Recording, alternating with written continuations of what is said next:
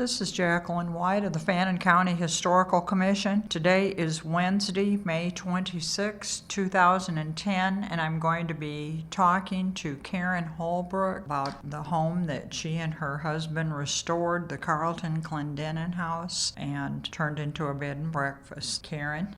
I'm Karen Halbrook. My husband and I drove into Bonham October of 1993. My husband's name is Steve Halbrook.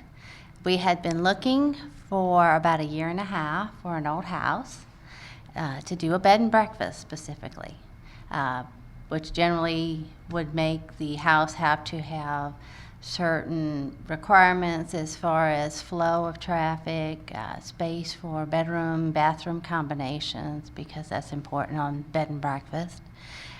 We drove in, and at first we saw the Carleton House, which is located at 803 North Main Street. It was sitting there empty with all its majestic trees around it. There was a sign in the front yard, and it said the Bonham Restoration Company. So we figured somebody had already had the house and was going to start renovation on it. You could tell some people had been clearing some debris from the backyard. So we decided to drive around and look a little bit more and see what else we could find. We stopped at a little convenience store and asked them if they knew of any large Victorians that were for sale, and they didn't really give us too much help, so we just kept driving. We liked the area. We found where Peter Livingston was doing the house on 6th Street. And we started talking to the guys that were working on it. And he gave us Peter's name because he knew that Peter was the one that had put earnest money down on the Carleton House. The church across the street, which is the Presbyterian church, they had bought it on the auctions, back tax auction, the courthouse steps. Don't want to know how much they paid for it, but they had it, and their bottom line was a parking lot. So we got in touch with Peter. He stepped aside and let us buy the house because he saw how much we wanted it. So we bought the house, and that was November of '93. We started working on the restorations in '94. At the time, we were still living in Dallas, so we had hired the same crew that was working on Peter's house. And they did some roofing work for us, and they did some, parts. The house is on the National Register, so it was pretty well intact. But some of the parts that had fallen off, May Carleton had kept them in one of the rooms. So there were pieces of gingerbread that we could have duplicated and things like that, which made it easier. And we actually always liked old houses. Stephen and I met in Louisiana. I'm from New Orleans, Louisiana, and he's from the Alexandria area, which is central Louisiana. We met at LSU. We were both majoring in graphic design, so we had art backgrounds. I had started in interior design, so I had architecture and some interior design background. And of course, art and, always played a big role in my life. But when I was growing up, we didn't know what bed and breakfasts were. They really weren't popular here. It kind of started in Europe. So when I was a little girl, I was collecting recipes when I was 12 years old, so I've always liked to cook. So I was going to be part of the bed and breakfast part. The gardening, my dad had a very green thumb, so I was always interested in plants, and he taught me a little bit of what he knew. My husband grew up, his dad was a musician, so he had all the music background, which was perfect for entertaining the guests. I'm half Italian and half French, and that would have been perfect if we'd have learned our native languages. Yeah. My husband is English and half Chinese. So if he'd have learned Chinese, that would have been great too, because we've had people come in from China, but they spoke English. But that would have been great. We would have been multilingual and entertaining. Yes, Right now we barely speak English, but like I said, the gardening aspects, the creative, use of our graphic design degrees that we went to LSU and got. So we're doing our brochures, and we're doing, the cards, our business cards. He's entertaining the guest.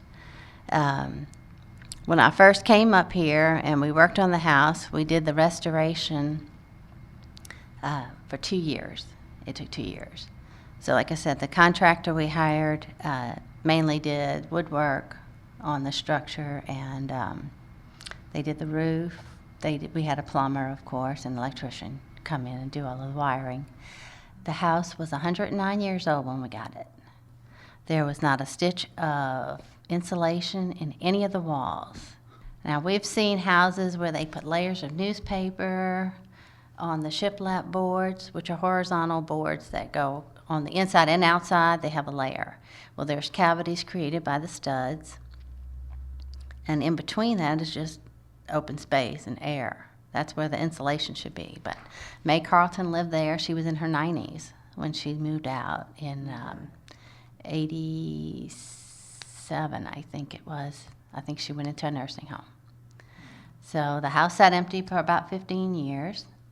And we came in, we put in all new, the plumbing, wiring and insulation. And since it's on the National Register, every now and then the lady would come up from Austin. She'd be checking on the Sam Rayburn House and the Sam Rayburn Library.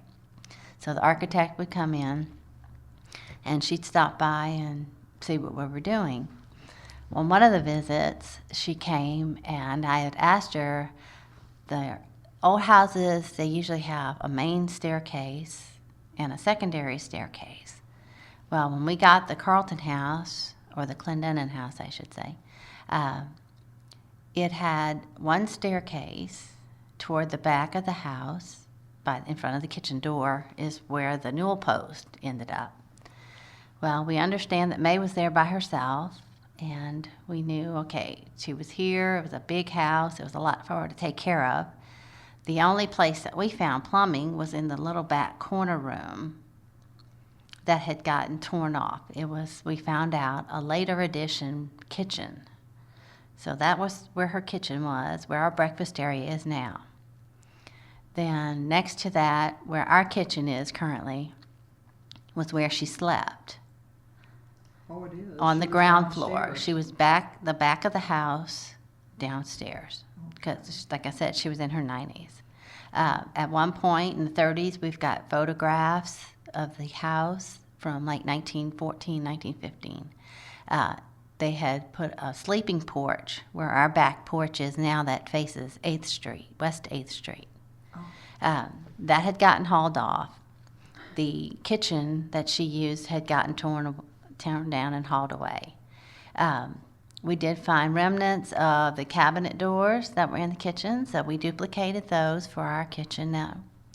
And we built our sunroom breakfast area a little bit smaller than their kitchen was, because since we were going to be doing parties and weddings and things like that, I didn't want people coming through my kitchen to go to the backyard, so for sanitary reasons.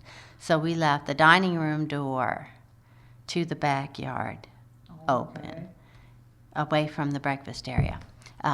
There was originally a swinging door there, which, if you're carrying a tray of food into the dining room, would not be would not be safe to have a swinging door with no windows, so nobody would know you're on the other side. So that does say we built it a little bit smaller than the original kitchen, the 30s flat-roofed kitchen addition. We had to take out part of that wall between the breakfast area and the kitchen area because it had weathered. There was termite damage in that, but we did leave on the floor. You could see the weathered look where the door was entering the separate rooms. So we left that for posterity, just so people would know.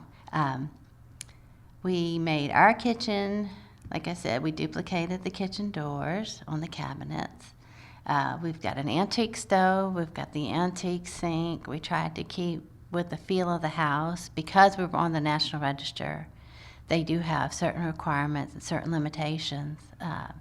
But we wanted the house to be like it was. We wanted to capture the spirit of the old historic value of it. So the only thing we did do that the architect from Austin didn't really care about, but as far as being cleanliness, I'm kind of a neat freak. There were the long skinny windows are just Victorian. Right. That is the style of Victorian. We cut those a little bit shorter to put the cabinets, the kitchen cabinet countertops in. And she's kind of, went back and forth about it. We should have just closed them off and left the long skinny windows there and just put the cabinets in front of them. Knowing old houses and knowing spider webs and spiders and dust factor, Right. I knew I'd never be able to clean those windows like I wanted. They were facing the back patio that we currently have for weddings and parties. So people would have been able to see all the cobwebs Stuff through in there. that fell in Yeah, there, and I'm kind of a crazy cook, so chopping vegetables, they might have flew back there. Huh? Humpty. Oh. Anyway, that was one of the things she didn't really care that we did by shortening the original windows. Oh. We did seal the top halves. They were double hung windows. Okay. For insulation purposes, we put in central heat and air. We did seal. We caulked the top part of the window, but the bottoms are still operational. They still have the ropes and the window weights in them.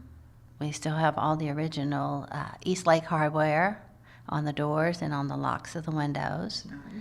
Nice. We couldn't find any for the new addition breakfast area.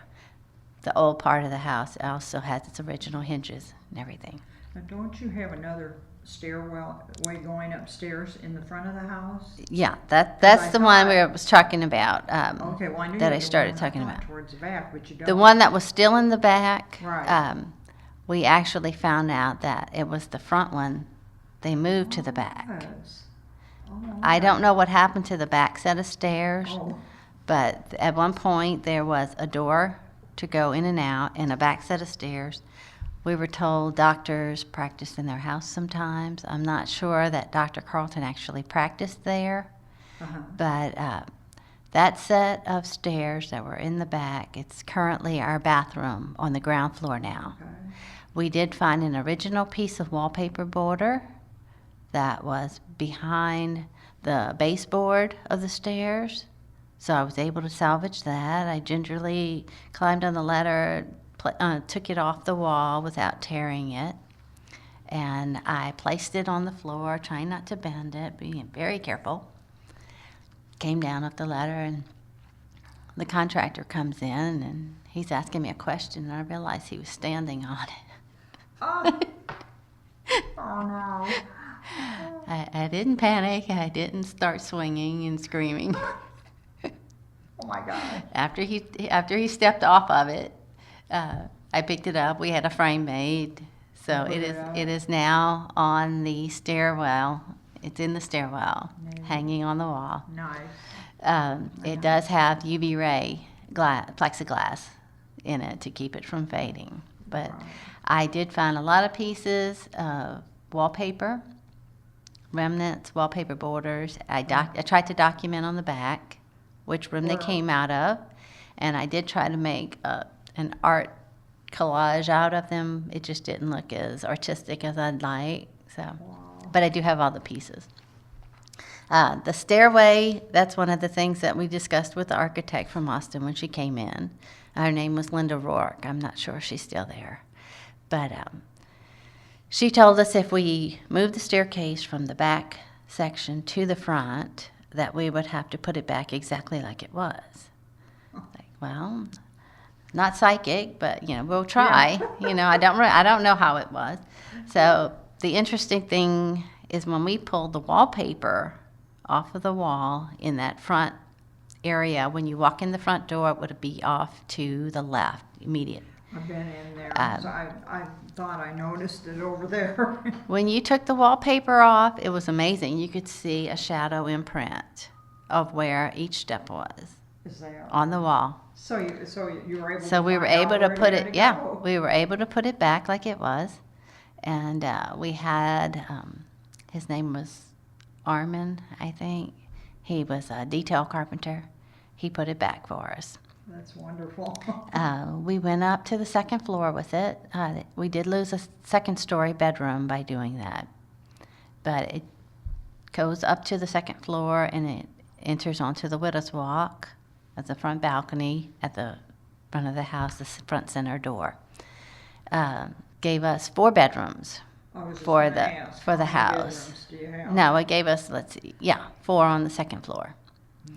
So we wanted to go up to the attic. We had gotten the house. There was no stairs to get up to the attic. There was one scuttle hole. And my husband was like a little kid on Christmas morning. He saw the little hole in the roof on the second floor, and he's like, okay, there's the attic. There's the entrance into the attic. I got to get up there and see what's up there. So when we finally came back, we got a ladder. He got up there. We found a board that was tapered on one side. It was tapered to kind of a point, and it was wrapped in cloth. That was their ironing board. We found a broomstick, and that was about it. That's all they had in the attic. We were expecting to see a rocking chair rocking back and forth. Or a trunk. Yeah, a trunk. Cold waters. Well, we had heard that Dr. What's his name? Dr. King was a radiologist here.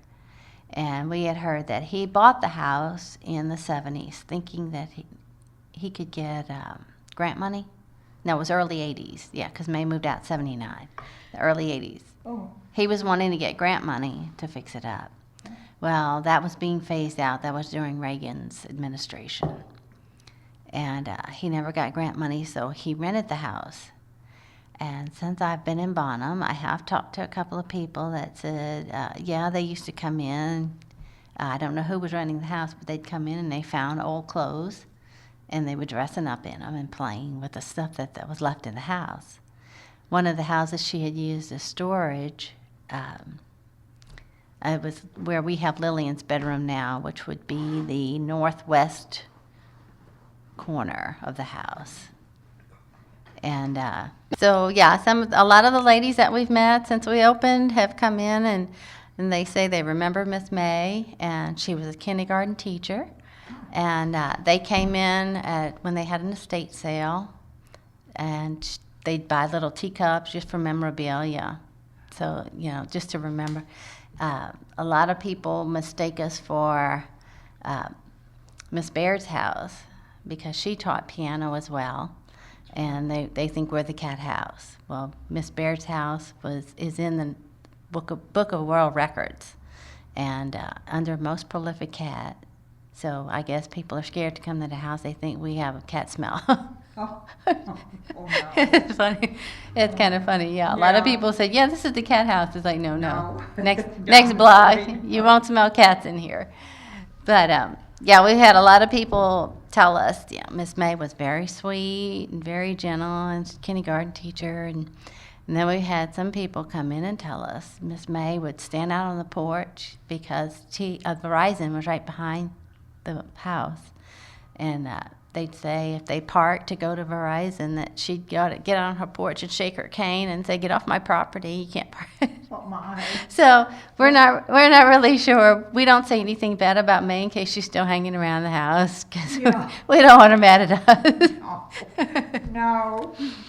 But no, it's a wonderful house, and it's not haunted. I'm just teasing. Yeah. But no, we've had some people call us for the bed and breakfast, and they want to stay in an old haunted house. So we tell them, no, it's not. And then the next morning they're like, "Did you come and jiggle our doorknob?" It's like, we heard somebody at the door and we opened it, nobody was there. So they were letting their imaginations run away with them because they were wanting to see something. So that was pretty funny. We opened the bed and breakfast. Like I said, we did the restoration for 2 years. We documented all the pictures of each room that we did our restoration in. During the restoration, we moved furniture that we brought with us from room to room. As we'd finish a room, we'd have less and less space to store all the furniture that we had brought with us, or a few things that we bought along the way. We had the garage built, kind of carriage house looking, to coincide with the style of the Victorians. Well, we had told the architect from Austin that we put the garage behind, and we did the little cedar shade, decorations on the front. She's like, well, I don't know. It looks like it might be too close to the house. You should have made it farther away. So she did come up one time, and she came and saw, and she approved it, because had we put the garage building further, we'd have like 80 feet of driveway down the back of the house, which I didn't really think would be appealing. But she approved that. She had no problem with it.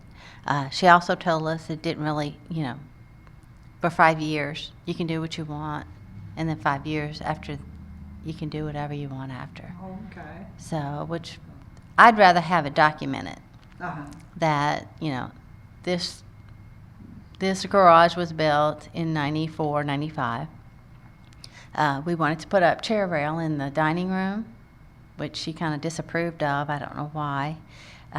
Old houses used to have the picture rails, and she didn't want me to do that either in the dining room because it wasn't originally there. So I'm going to document it right now that I will be using chair rail and picture rail in the dining room. I'm getting ready to redo my dining room right now. Okay. And I'm using the old chair rail that came out of an 1800s house from Greenville, Texas, that got torn down. Neat. So Yeah. we're trying to keep, like I said, keep everything authentic. We bought the house because that's what we're trying to do, is save history. And, so future generations can see how people used to live back then and the architecture. So when we finished our restoration of the house, April 1st of 1996 is when we opened the bed and breakfast. And at that point, I figured, well, I have time to join the quilt club and the art club because I'm interested in both of those, and they coincide with the house. So I tried going to meetings and taking guests in and cooking breakfast and cleaning rooms and doing the yard, and that's when I realized you can't do everything. We did try to hire a couple of people to help us out on, serving parties and things like that, and it gets kind of hectic during the middle of parties. So I guess people didn't really want to work because it got harder and harder to find people to help us. I was spending more time on the phone looking for people and trying to delegate jobs. So now we only just take what we can handle for the two of us. My husband helps me as much as he can. He doesn't really cook, but like I said, I started collecting recipes, so yeah. I've been cooking for a while. He does help me clean up, set up tables and chairs and things like that.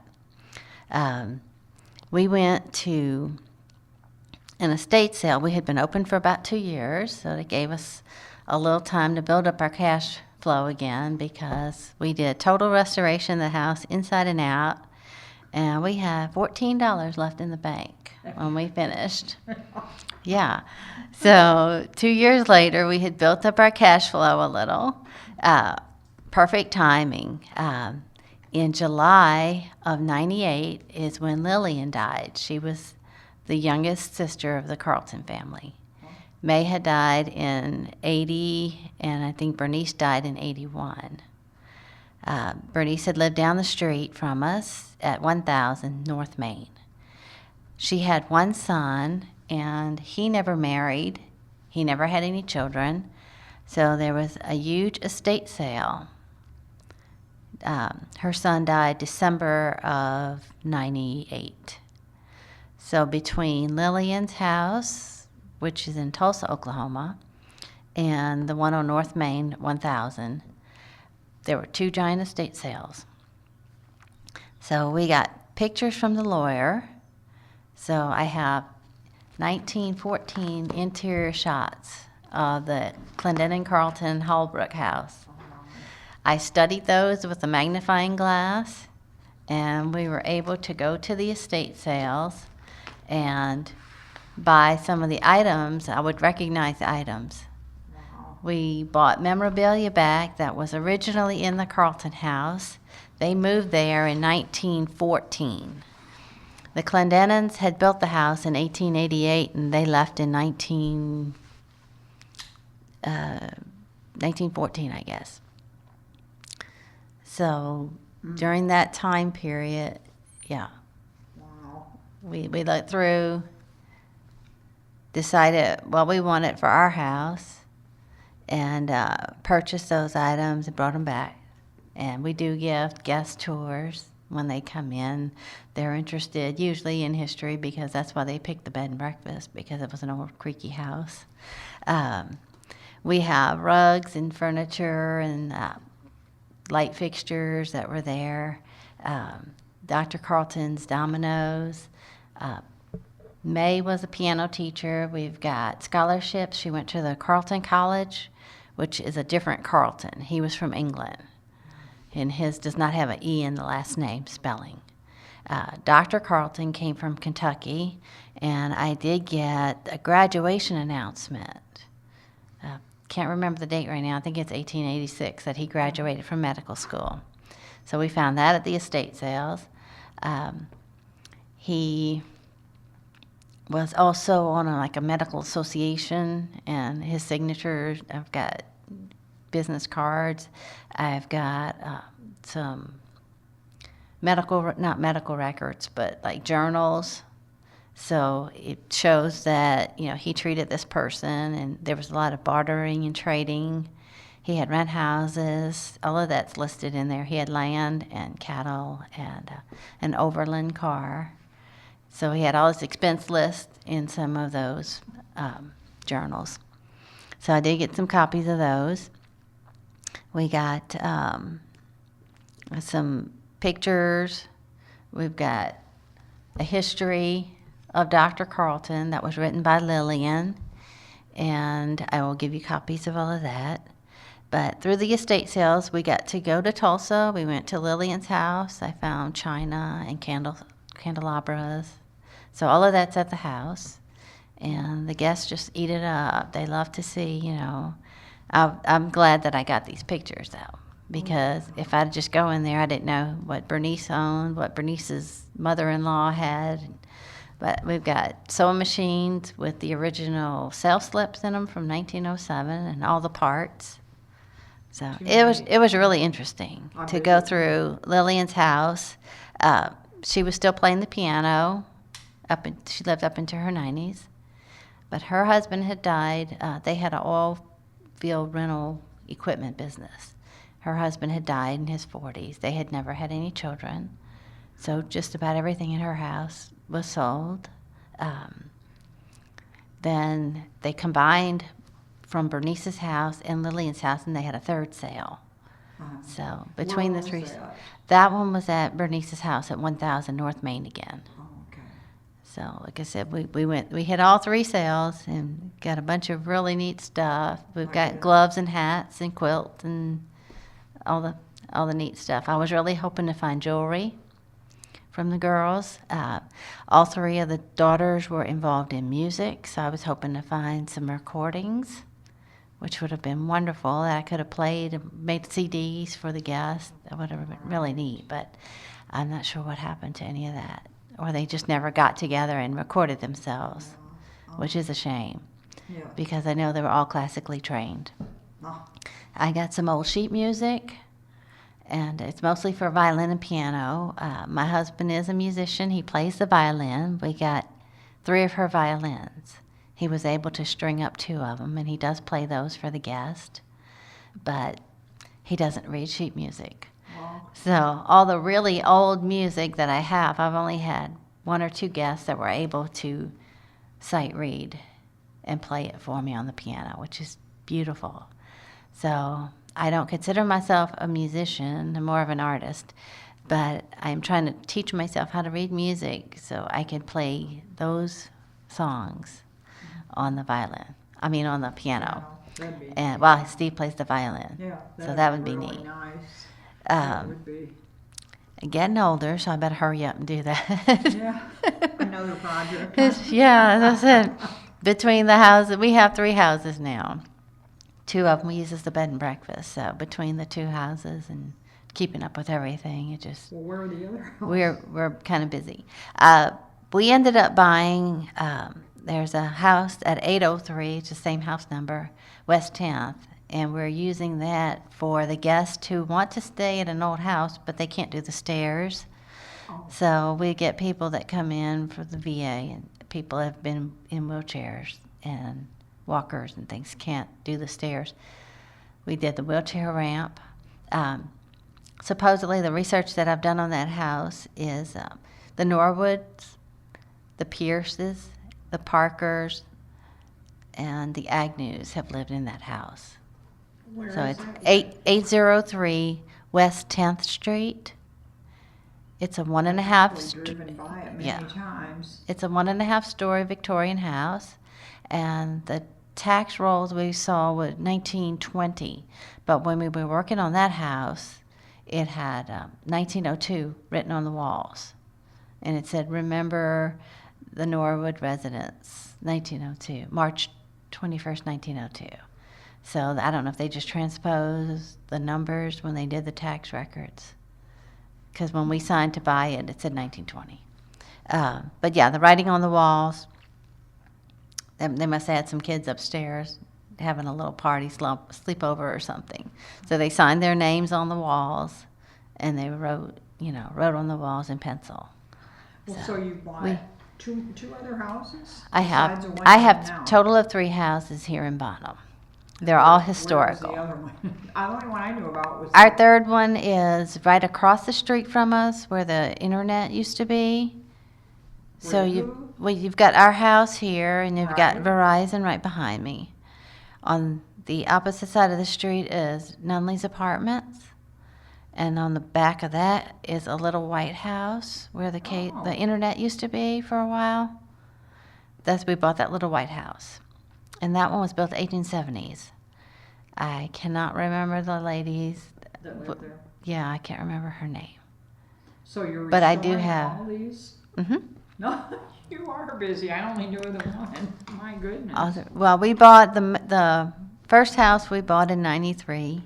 The second one we bought in 2000, the one on 8th Street, and the third one we bought in 2005.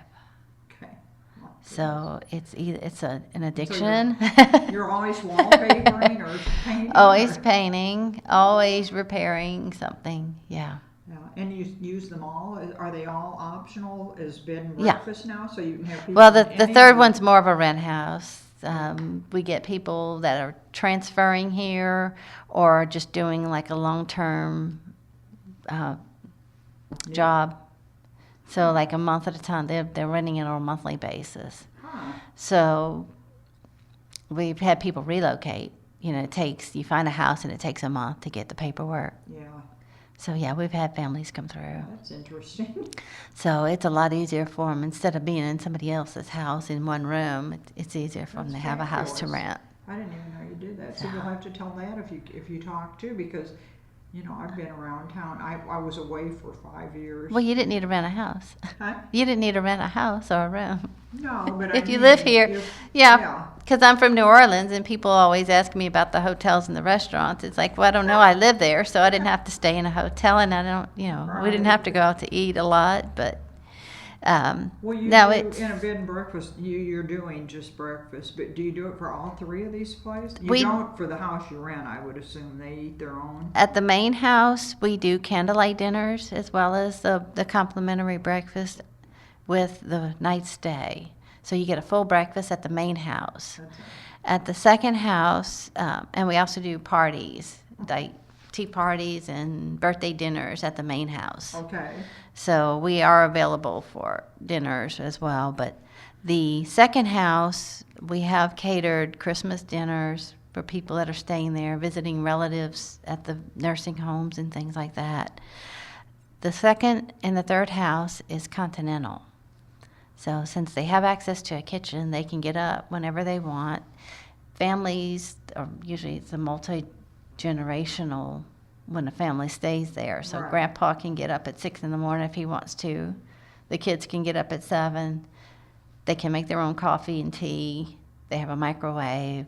They have access to milk and juice and fruit, cereals, oatmeal, yogurt. Yeah.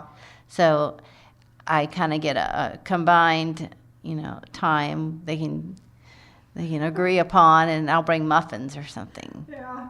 But That'd so be it's rushing muffins all over yeah, town. yeah. Because when you have that many different age groups, they're not all down and ready at the same time. Like My when you God. just have the main house. That's a lot. So yeah, I run over and drop off muffins and come back. So Yeah. it's not like I'm doing a full breakfast Right. and eggs and It's a stuff. 7-day thing, though.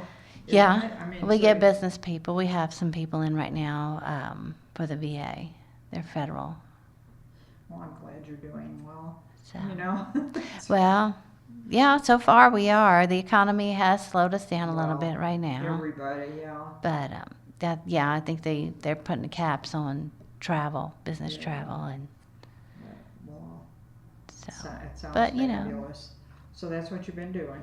That And you said your is- husband, does he play regularly with a band or? what Not does he any, do? not anymore. He was playing with a band up until about 2 years ago.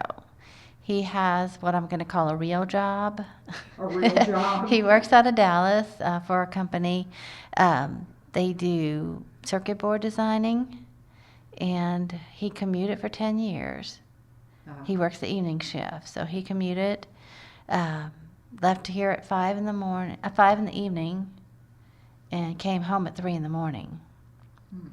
So for a while there, when we were working on the house for painting, it was dark when he left, and it was dark because he was working a day shift at that time.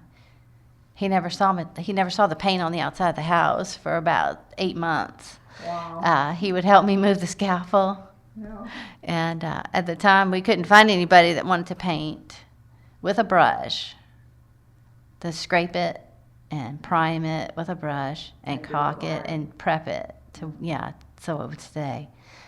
So we did most of the painting of the house ourselves. They just wanted to spray a coat and leave, Yeah. which we wanted to take a little more care, especially with all the Victorians are painted usually 3 or 4 different colors on their color scheme. They're not just one color. No. So that's part of the uniqueness of them. But yeah, he'd help me move the scaffold because I couldn't do that by myself. And he'd be off at work, sitting in front of the heater or the air conditioner, whichever was appropriate at the time, and I'd be here with no air conditioning or no heater running because we weren't finished insulating, Yeah. and we were still painting and wallpapering, and so it was fun. I've always thought I was gonna write a book while it was all still fresh in my memory, but then we opened the bed and breakfast and got too busy, so I haven't stopped and done that yet. Do you journal? Do you keep a lot of- I try to, but it's just not always convenient. do. I'm just starting now to try and keep my garden journal. Oh, okay. But yeah, like I said, I documented the different wallpapers that we found in the different rooms, and I remember, just the funny, silly things that happened to us along the way, and nothing's ever easy, and Yeah. one thing depends on the other as far as getting a project done in each room.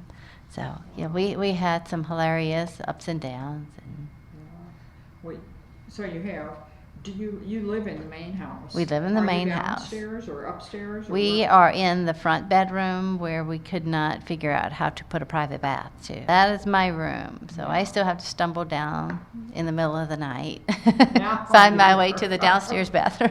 Oh, um, and That's part of the charm. Is it's supposed to be a bed and breakfast is you're in somebody's home. There's a lot of corporations that'll buy bed and breakfasts to use them as write-offs.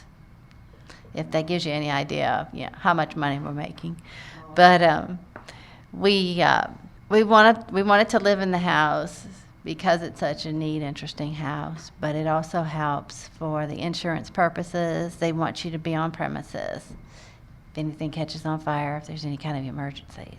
But they do say that that is one of the greatest tests of your marriage, is to renovate an old house or even your kitchen in some cases. Yeah. A lot of couples do break up because it is very stressful.